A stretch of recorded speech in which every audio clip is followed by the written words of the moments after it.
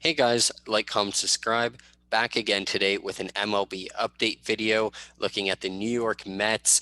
A report recently came out from the MLB with the top 100 players right now, and that's why we need to look at this Mets team because they had 7 players on that top 100. That is just ridiculous to think about, let alone the players that didn't make that top 100 that are extremely good. So, before we get into it, just to name those players who made it, there was Brandon Nemo, who finished just inside the top 90, Dominic Smith, Pete Alonso, who both finished in the top 60, I believe, or sorry, the top 70. Jeff McNeil at 35, Michael Conforto at 34, Lindor at 15, and DeGrom at 3. So again, they have 7 guys in the top 100, and this isn't even counting guys like Marcus Stroman, like Carlos Carrasco, who they just acquired, like James McCann, who they obviously just added. This isn't adding, considering guys like Davis. There's so many guys on that Mets team. Jonathan Villar is a solid player who are also going to contribute to this team, let alone those 7 guys that made that list. So if you're a Mets fan, you have to be excited. Noah Syndergaard is another guy who obviously wasn't on that list, and I didn't mention as well, who, if he comes back healthy, could also be one of the best pitchers. And he only missed that list because he hasn't been consistently healthy by any means.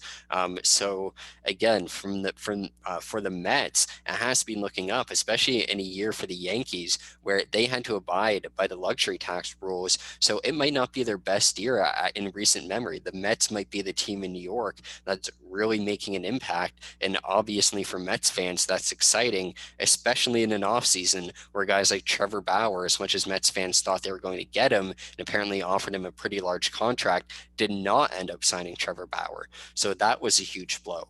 There's a couple other players, Brad Hand. I believe there was a hitter as well, or George Springer. I can't believe I couldn't even remember the name, but Springer, obviously another guy linked to the Mets, who didn't end up going there. And still, this team is a team with 7 guys in that top 100. Like, even if those two guys went there, pardon me, they would have 9 guys. And this isn't considering Taejon Walker as well, who is a great pitcher who I haven't looked through the top 100, but if he didn't make it, I think that's a shame because he's a guy who's able to put a low 3 ERA pretty much in any random year. And he showed that last year where he looked phenomenal for both the Mariners and the Blue Jays.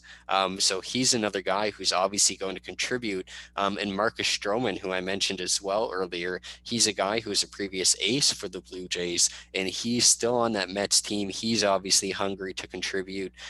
Jordan Yamamoto, who knows, he could come back and look very strong. He can look like how he did in his first few games with the Marlins, or he could look like he has in the last, 15 to 20, which hasn't been so good, but still obviously a talented player in that regard.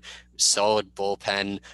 So as a Mets fan, there isn't too many more areas you can improve, and you can't be too upset other than the fact you lost out on a couple very, very big names, but overall that roster is still extremely solid. I'd be confident they're going to compete this year. I'd be happy with what Steve Cohen and company did in their first year, especially with the Jared Porter situation that happened. So good on the New York Mets. I'm personally not a huge Mets fan, but I'll probably be watching this team in terms of at least following how they're doing, because I think there's a lot of fun players to watch on that team, and a lot of those players mentioned in the top 100 are still relatively young.